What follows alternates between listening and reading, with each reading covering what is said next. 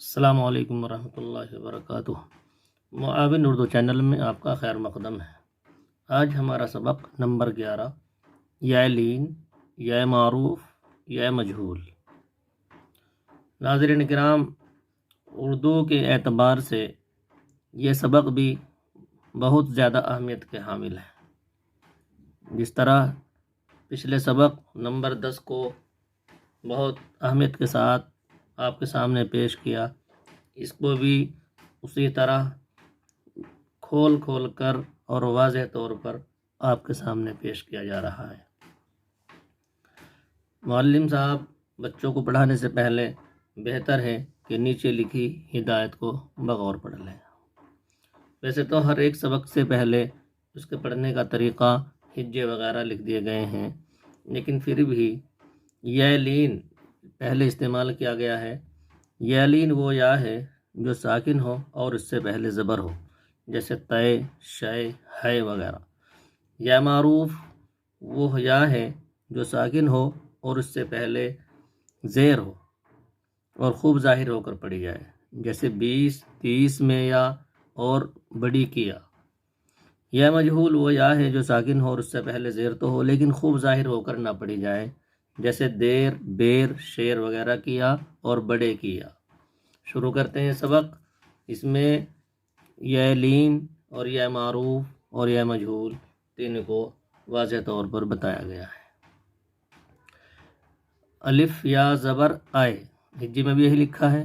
الف یا زیر ای، الف یا زیر اے۔ الف یا زبر آئے، الف یا زیر ای، الف یا زیر اے، اے، ای، اے۔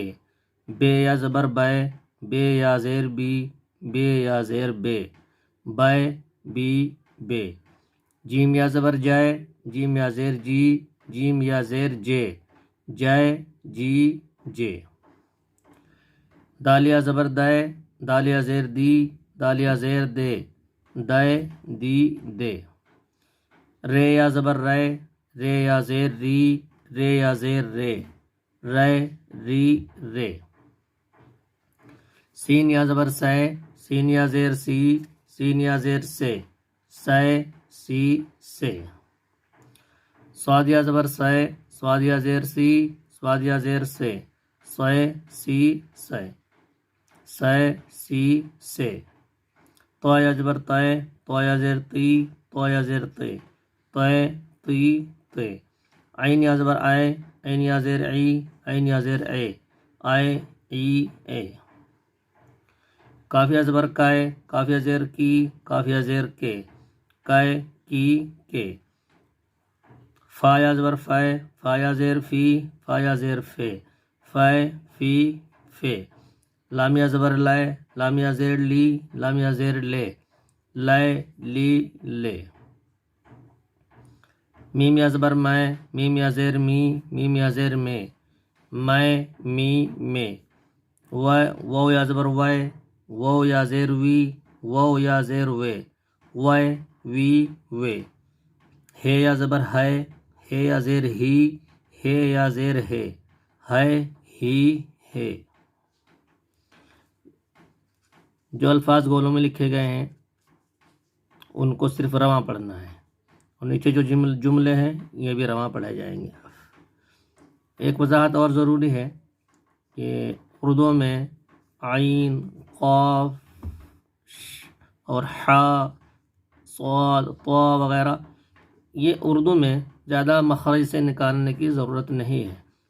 ہاں، ایک حرف دوسرے میں مدغم نہ ہو جائے، قاف ہے، کاف ہے، جیم ہے، زے ہے، ان کو تو واضح ہی پڑھا جائے گا، لیکن جیسے صاد، طا وغیرہ ان کو زیادہ واضح کرنے کی اور مخرج سے ادا کرنے کی اردو میں ضرورت نہیں ہے۔ یہاں ان کو معروف مجہول کی پہچان کر کے صرف رواں پڑھیں گے۔